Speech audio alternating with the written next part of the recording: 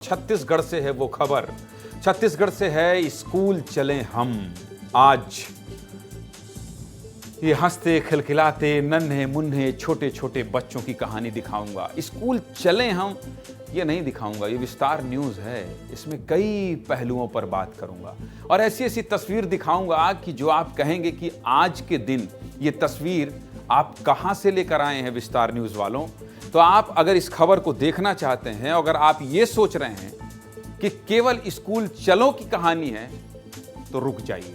इस पूरी कहानी को ध्यान से देखिएगा। ऐसी तस्वीर आपको किसी भी टेलीविजन न्यूज चैनल में नहीं मिलेगी, आपसे दावा कर रहा हूं। दिल थाम कर बैठिएगा। ऐसी तस्वीर दिखाऊंगा जो कैमरे में कभी आज से पहले कैद ही नहीं हुई है। तो चलिए स्कूल चले हम की शुरुआत करते हैं। आज से छत्तीसगढ़ में भी स्कूल खुल गए हैं।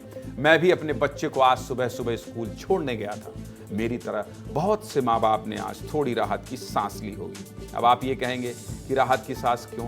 क्या है ना, बच्चे इन छुट्टियों में कभी कभी इतना उधम मचाते हैं कि लगता है कि कम से कम कुछ देर तो स्कूल चले जाएं, थोड़ी राहत मिलेगी, घर तो आना ही है वापस। खैर, स्कूल चले हम, ये लाइन सुनते ही उस स्कूल के दिनों की यादें ताजा हो जाती हैं। ये साल 2000 में सरकार द्वारा शुरू की गई योजना है। ज्यादा से ज्यादा बच्चों को स्कूल पहुंचाने के लिए इस योजना की शुरुआत की गई थी। आज बच्चे स्कूल पहुंचे तो पूरे प्रदेश से मेरे साथियों ने तस्वीरें भेजी हैं।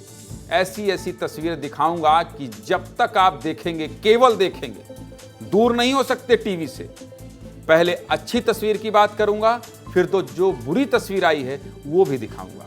हमारे आपके बच्चों से जुड़ा मामला है, इसलिए सब बताऊंगा। कहीं नक्सलियों के गढ़ में आज़ादी के बाद पहली बार स्कूल खुला है, तो कहीं बच्चों के पैर धोकर उन्हें स्कूल के अंदर लाया गया।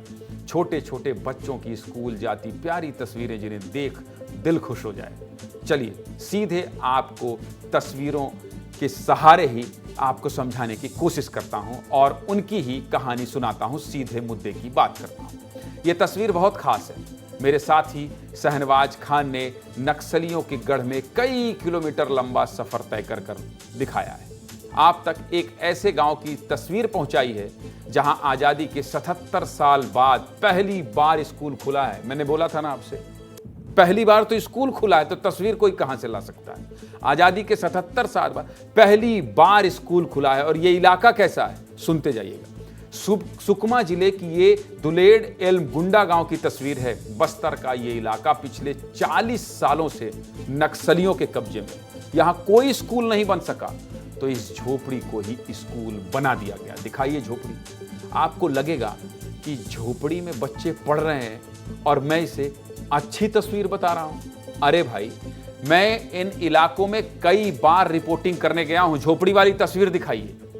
यहां नक्सलियों के खौफ के बीच स्कूल का खुलना और उनमें बच्चों का पहुंचना कितनी बड़ी बात है, ये मैं आपको शब्दों में नहीं समझा सकता।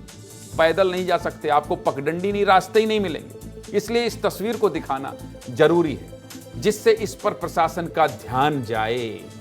तस्वीर को ऐतिहासिक नहीं बता रहा हूं, इस कोशिश को सलाम कर रहा हूं और प्रशासन की आंखें खोल रहा हूं कि ये जो झोपड़ी वाली तस्वीर है, जहां बच्चे पहुंचने की हिम्मत जुटा पा रहे हैं, जहां शिक्षक पहुंच रहे हैं, वहां आपकी भी नजर जाए, कलेक्टर महोदय की नजर जाए, शिक्षा विभाग की नजर जाए, शिक्षा मंत्री की नजर जाए, ताकि यहां पक्की इमारत बन सके और ये झोपड़ी पक्की इमारत में बदल जाए। चलिए अब बाकी तस्वीर भी दिखा देते हैं। पहली तस्वीर देखिए, बस्तर के कोंडा गांव की तस्वीर, जहां स्कूल के पहले दिन शिक्षक छोटे बच्चों के पैर धो रहे हैं। कितनी खूबसूरत तस्वीर है। दूसरी तस्वीर प्रदेश के आखिरी कोने नक्सल प्रभावित कोंटा से आई है, जहां छोटे छोटे बच्चे स्कूल खुलने से पहले ही पहुंच गए और गेट के बाहर इंतजार कर रहे हैं बैग बजनी लेकर कि कब स्कूल खुले और कब हम अंदर जाएं।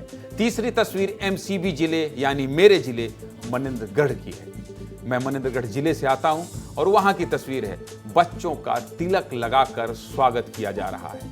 चौथी तस्वीर रायगढ़ की है। रायगढ़ में बच्चों का अनोखे तरीके से स्वागत किया जा रहा है। इन तस्वीरों को आप देख लीजिए। पांचवी तस्वीर कोरिया की है। कोरिया जिले में तो बच्चों को साइकिल ही दे दी गई। ये अच्छी तस्वीर है कि कि आज आए हैं तो कुछ गिफ्ट लेकर जाएं। और आखिरी तस्वीर सुकमा की है, वही सुकमा जिसका जिक्र सबसे पहले किया था। और भी कई तस्वीरें हैं, लेकिन अब सीधे मुद्दे की बात करते हैं, क्योंकि ये विस्तार न्यूज़ है। यहाँ सिर्फ आपकी बात होती है, असल मुद्दों की बात होती है। तो ये मेरी जिम्मेदारी है कि आपको इन तस्वीरों के उन पहलुओं को भी बता दूं जिसमें सुधार की सख्त जरूरत है। हर तस्वीर इतनी सुंदर और प्यारी नहीं थी। मेरे कुछ साथियों ने जो तस्वीरें भेजी वो दिल दुखाने वाली थी, दुखी करने वाली थी, डराने वाली और चिंता करने वाली। चलिए वो भी दिखा देता हूं। अब ये तस्वीर देख लीजिए। ये तस्वीर महासमुंद जिले से आई है। सरायपाली के मुरमुरी गांव में स्कूल की पूरी छत ही गायब है, क्योंकि मरम्मत का काम चल रहा था और ठेकेदार ने स्कूल खुलने से पहले काम पूरा नहीं किया। अगली तस्वीर की बात कर लेता हूं। दूसरी तस्वीर कवर्धा की है। स्कूल की दीवार पर बड़ी दरार है, छतों से पानी टपकता है। इमारत की हालत ऐसी है कि पता नहीं कब गिर जाए। वहीं धमतरी जिले के कुरुद में तो भाटा गांव स्कूल की बिल्डिंग इतनी जर्जर है कि परिजनों ने ही बिल्डिंग में ताला लगा दिया है। वो तस्वीर भी देख लीजिए। शक्ति जिले में तो एक ऐसा भी गांव है जहां आजादी के बाद से आज तक स्कूल ही नहीं खुल पाया है। तस्वीरें लोहराकोट पंचायत के आश्रित ग्राम तांदुल डीह से आई है। खैरागढ़ के जंगलपुर गांव में स्कूल जर्जर हो गया है। स्कूल में शौचालय तक नहीं। अब ये तस्वीर भी देख लीजिए। ये तस्वीर महासमुंद जिले की सरायपाली के मुरमुरी गांव में स्कूल की पूरी छत ही गायब है, क्योंकि मरम्मत का काम चल रहा था और ठेकेदार ने स्कूल खुलने से ही मना कर दिया। आगे बढ़ेंगे। ऐसी कई तस्वीरें हैं जिन्हें देखकर लगता है कि कैसे स्कूल चले हम, कैसे स्कूल चले। क्या हम और आप अपने बच्चों को ऐसे स्कूल में पढ़ने भेज सकते हैं? नहीं ना। थोड़ा रुक कर सोचिए ना, क्या ऐसे स्कूल जहां की दीवारें कमजोर पड़ गई हो, छत से पानी रिसता हो, शौचालय तक ना हो, ऐसे खंडहर स्कूलों में आप अपने बच्चों को भेजेंगे? मैं तो नहीं भेजूंगा। कहते हुए बुरा लग रहा है, लेकिन फिर बिना किसी हिचक के कहूंगा, अपने बच्चों को ऐसे जर्जर स्कूल में नहीं भेज सकता। लेकिन उन माँ बाप का क्या जिनकी मजबूरी है ऐसे स्कूलों में अपने बच्चों को भेजना। स्कूल चले हम, ठीक है, लेकिन कैसे स्कूल चले हम?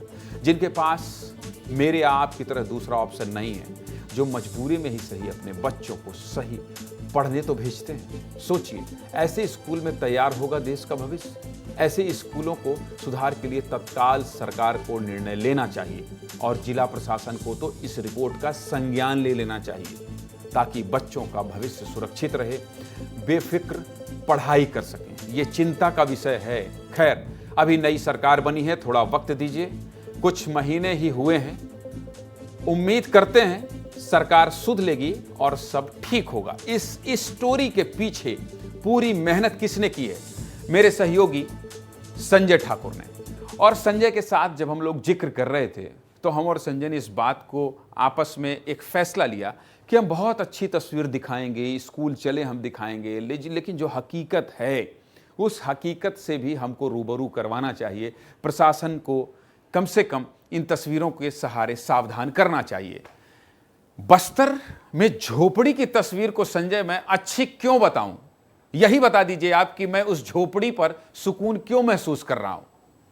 ये दुलेड़ गांव की तस्वीर है। सुकमा जिला का वो इलाका जो हिड़मा का इलाका है, PLGA बटालियन 1 का इलाका है।